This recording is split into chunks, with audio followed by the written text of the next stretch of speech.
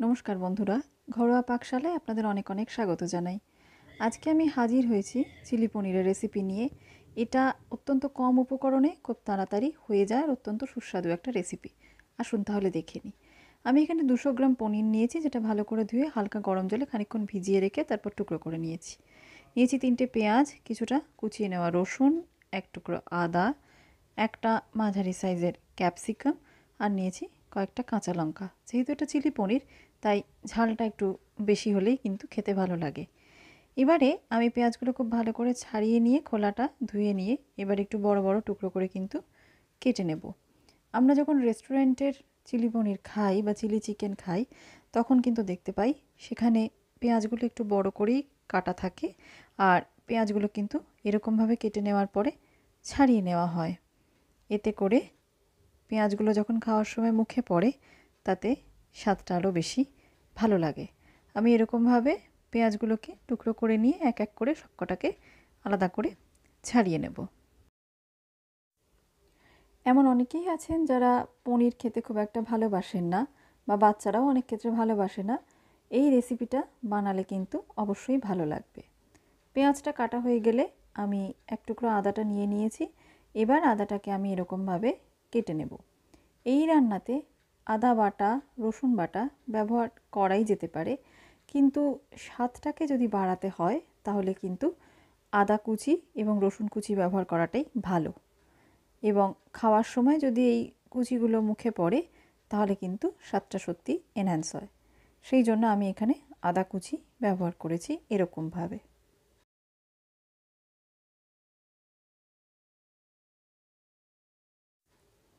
এবার আমি নিয়ে নেব ক্যাপসিকামটা, ভালো করে ধুয়ে নিয়েছি এবং ক্যাপসিকামটাও কিন্তু আমি টুকরো করে নেব।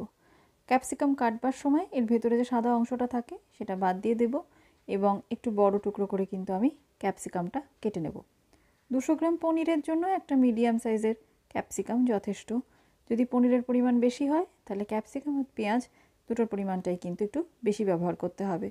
চিলি পনিরে ক্যাপসিকাম, পেঁয়াজ দুটোই ম্যান্ডেটারি উপকরণ। আর ক্যাপসিকামের সাথে কিন্তু আপনারা বেল পেপারও ইউজ করতে পারেন। আমি শুধুমাত্র ক্যাপসিকামই ব্যবহার করেছি।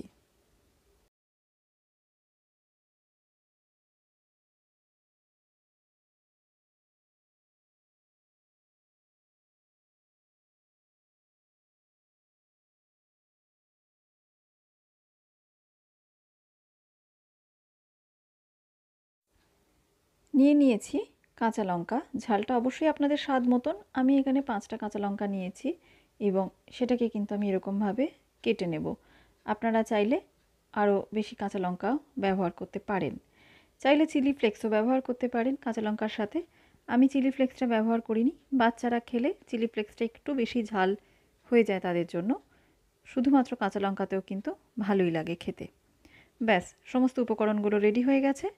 এবার আমি একটা মিক্সিং বোলে নিয়ে নেব 2 টেবিল চামচ ময়দা, 1 টেবিল চামচ কর্নফ্লাওয়ার, সামান্য পরিমাণে কাশ্মীরি মির্চ পাউডার আর দিয়ে দেবো কিছুটা পরিমাণে নুন।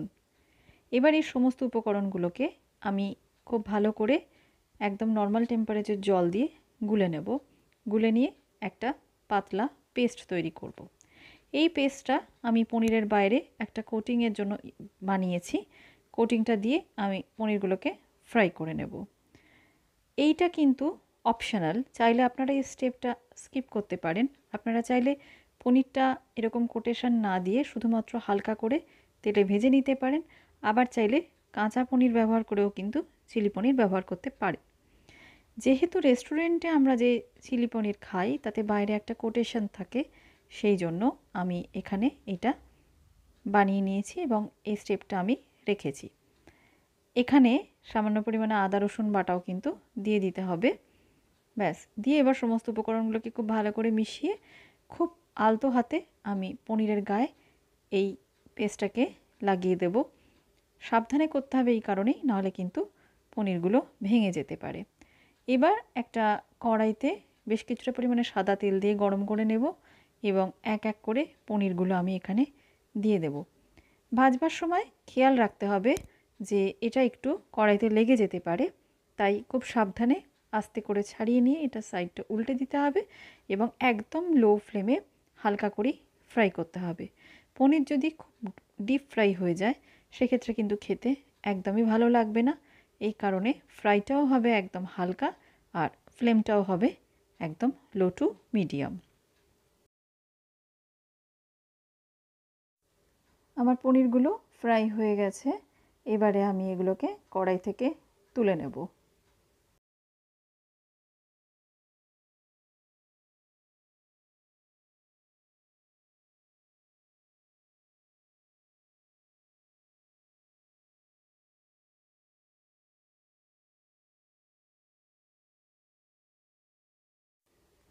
কড়াই থেকে পনিরগুলো আমি খুব সাবধানে তুলে নিয়েছি। কড়াইতে যে পরিমাণ তেল আছে সেটা যথেষ্ট। এবারে আমি কুচিয়ে রাখা রসুনটা এর মধ্যে দিয়ে দেব এবং হালকা করে একটু ফ্রাই করে নেব।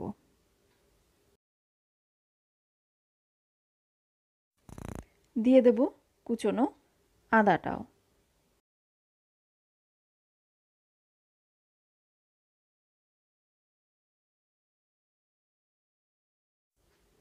আদাটা অ্যাড করার পরে আমি মিনিট দুয়েকের জন্য এটা একটু ভেজে নেব, কিন্তু ফ্লেমটা অবশ্যই আমি লোতে রাখবো। এগুলো যদি পুড়ে যায় সেক্ষেত্রে কিন্তু খেতে একদমই ভালো লাগবে না, সেই জন্য ফ্লেমটা লোতে রাখাটা দরকার।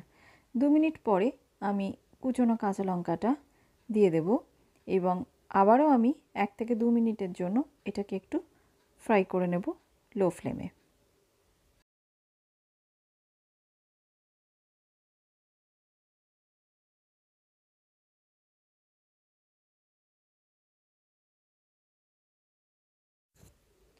যখন ভাজা হয়ে যাবে তখন আমি দিয়ে দেবো এর মধ্যে কুচিয়ে রাখা পেঁয়াজ আর কুচিয়ে রাখা ক্যাপসিকামটা।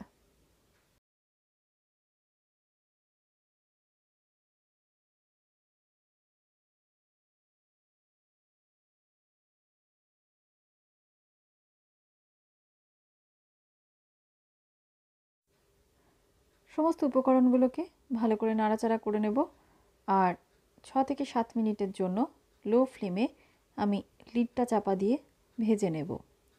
চিলি পনিরের জন্য পেঁয়াজটা হবে ট্রান্সপারেন্ট করে ভাজা আর ক্যাপসিকামটা হবে একদম নরম।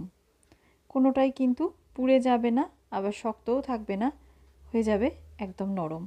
মাঝে মাঝে আমি ঢাকনাটা খুলে একটু নেড়ে দেব আর তারপরে ঢাকনাটা দিয়ে আবারও আমি ভেজে নেব ফ্লেমটাকে লো থেকে মিডিয়ামে রেখে। 6 থেকে 7 মিনিট পরে আমার এগুলো ভাজা হয়ে গেছে। অ্যাড করে দেব সয়া সস, দেব চিলি সস আর দেব টমেটো সস। এই সসগুলো কিন্তু চিলি পনিরের জন্য সত্যিই প্রয়োজন।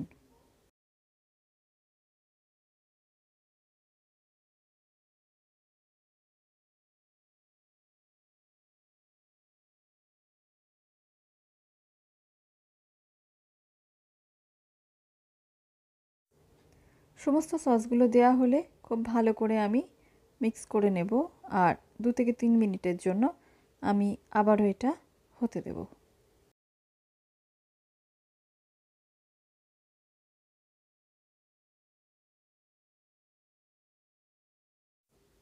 যখন ফুটে উঠবে তখন সামান্য পরিমাণে জল আমি এতে অ্যাড করে দেব।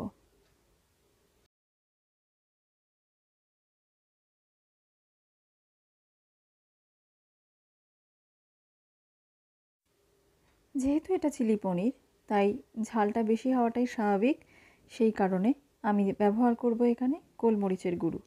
আমি চিলি ফ্লেক্সটা ব্যবহার করিনি, আপনারা চাইলে কিন্তু এই পর্যায়ে এসে চিলি ফ্লেক্সও অ্যাড করতে পারেন। দিয়ে দেব আন্দাজ মতো নুন।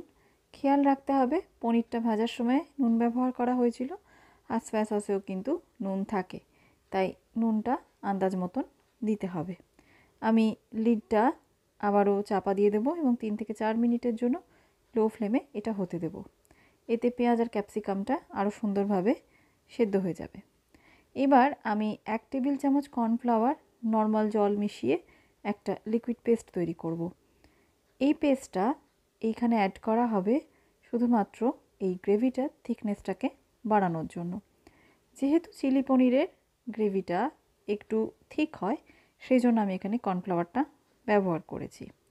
ব্যাস, এবারে আমি দিয়ে দেব ভেজে রাখা পনিরগুলো আর খুব সাবধানে আবারও সমস্ত উপকরণগুলোকে কিন্তু আমি উল্টে পাল্টে মিশিয়ে নেব। পনির যেহেতু খুব নরম, তাই খেয়াল রাখতে হবে যাতে ভেঙে না যায়।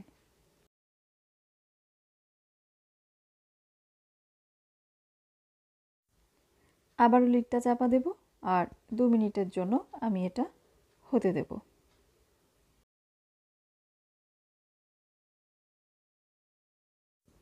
ব্যাস রেডি হয়ে গেছে আমার চিলি পনির। গ্যাস বন্ধ করে দেব, লিডটা চাপা দিয়ে 10 মিনিটের জন্য আমি এটাকে স্ট্যান্ডিং টাইমে রেখে দেব। চিলি পনির একটা এমন রেসিপি যেটা ফ্রাইড রাইস, চাউমিন, রুমালি রুটি, নান যে কোনো কিছুর সাথেই কিন্তু সার্ভ করা যায়, আর খেতে হয় অত্যন্ত সুস্বাদু। আপনারা বাড়িতে অবশ্যই রেসিপিটি ট্রাই করবেন। কেমন লাগলো আমাকে অবশ্যই জানাবেন কমেন্ট বক্সে। ভালো লাগলে লাইক করবেন, শেয়ার করবেন, আর প্লিজ চ্যানেলটিকে সাবস্ক্রাইব করে আমার পাশে থাকবেন। ভালো থাকবেন। ফিরে আসবো আবার নতুন পর্বে নতুন রেসিপি নিয়ে। ধন্যবাদ।